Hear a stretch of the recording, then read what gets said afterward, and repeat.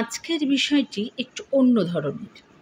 তো আজকের বিষয় বলবো, এটা হচ্ছে ক্লাস 11-এর নতুন সিলেবাস অনুযায়ী তোমাদের তো সেমিস্টার, তো সেমিস্টারের প্রথম ও দ্বিতীয় মিলে হচ্ছে ক্লাস 11, অর্থাৎ ক্লাস 11 থেকে তোমার ক্লাস 12 উঠবে প্রথম সেমিস্টার ও দ্বিতীয় সেমিস্টার পরীক্ষা দিয়ে। তো তোমাদের প্রজেক্ট রয়েছে, এই প্রজেক্টে থাকে তোমাদের 20 মার্কস। তো এই যে 20 মার্কসের প্রজেক্ট, সেখানে আমি আজকে একটু প্রজেক্ট সম্বন্ধে আলোচনা করি এবং কিছু প্রজেক্ট তোমাদের দিয়ে দিচ্ছি নমুনাগুলো। এটা হচ্ছে ক্লাস 11-এর ফিলোসফির বেশ কিছু প্রজেক্ট আমি তোমাদের দিচ্ছি, এইভাবে তোমরা তৈরি করতে পারো। তো প্রথম যে প্রজেক্ট সেটা হচ্ছে লৌকিক ও অলৌকিক সন্নিকর্ষের পার্থক্য। তোমরা এইভাবে এগুলোকে তৈরি করবে। প্রথমে ভূমিকা দেবে, তারপর প্রকল্পের বিষয় দেবে, তারপরে প্রকল্পের উদ্দেশ্য দেবে এবং তারপরে দেবে প্রকল্পের তথ্য ও তথ্য সংগ্রহ।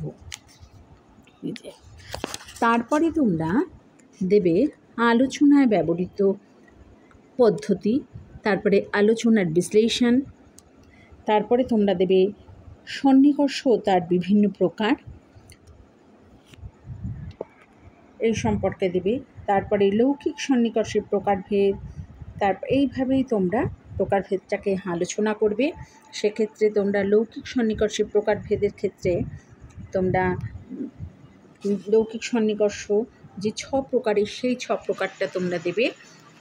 সেটা হচ্ছে সংযোগ সন্নিকর্ষ, সংযুক্ত সমবায় সন্নিকর্ষ, সংযুক্ত সমবেত সমবায় সন্নিকর্ষ, সমবায় সন্নিকর্ষ, সমবেত সমবায় সন্নিকর্ষ, বিশেষ বিশেষ ভাব সন্নিকর্ষ। এইভাবে তোমরা দেবে। আর যদি একটু এঁকে দিতে পারো বা কোনো ছবি দিতে পারো তাহলে ভালো হয়। তো এইভাবে তোমাদের প্রকল্পগুলো আমি একটু দিয়ে দিচ্ছি, আর এইভাবে তোমরা তৈরি করবে।